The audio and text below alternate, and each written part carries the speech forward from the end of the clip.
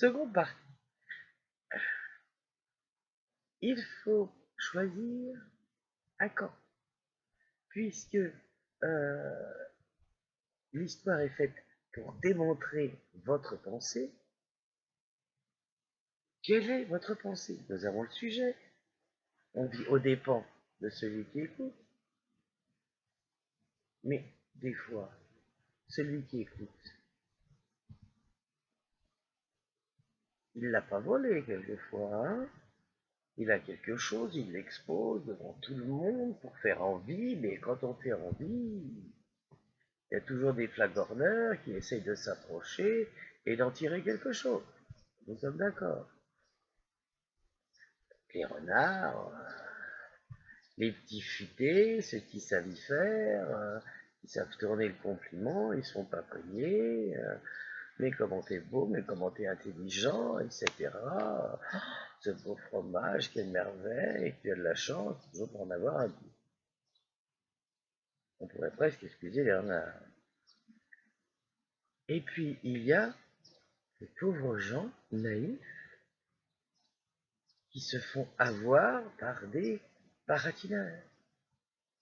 Vous pouvez penser à tous ces démarcheurs qui vendent des objets positivement inutiles à des personnes âgées ou des personnes qui n'ont pas de culture, qui sont noyées sous le baratin, les compliments, les espérances, qui finissent par céder, signer un bon de commande pour quelque chose dont ils n'ont pas besoin et quelquefois dont ils n'ont même pas l'argent pour payer. Donc vous voyez, vous pouvez choisir les deux camps. Et il faut regarder dans le texte tous les petits mots qui peuvent vous aider. Donc, en disant j'en ai marre de ces gens qui sont toujours en train d'essayer de faire de l'esbrouf, de montrer tout ce que tu as, tu t'es fait couillonner, bah c'est bien fait. Parce que Maître Corbeau, sur son arbre perché, bien en hauteur pour qu'on le voit bien, tenait dans son bec un fromage. Maître Renard, par l'odeur alléchée, tu voulais faire envie, bah c'est réussi. Puis t'as à peu près ce langage, et bonjour, monsieur du Corbeau, que vous êtes joli, que vous me semblez beau, sans mentir. Quand on voit ta tronche, comment t'as pu te faire avoir? Si votre ramage ressemble à votre plumage, vous êtes le phénix des hôtes de ces bois.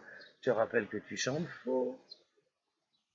À ces mots, le corbeau ne se sent plus de joie. Ah, ça, t'étais contente de nous le présenter, ton flatteur. Il ouvre un large bec et laisse tomber sa proie. Et le renard s'en saisit, apprenez, mon bon monsieur, que tout flatteur vit aux dépens de celui qui écoute, et cette leçon vaut bien un fromage sans doute. Et maintenant t'es honteuse, confuse, et tu juras, mais un peu tard, qu'on ne t'y prendrait plus. Et puis, d'autres versions, suivant à qui vous parlez et ce que vous voulez proposer. Maître Corbeau sur son arbre, perché, dans son bec un fromage.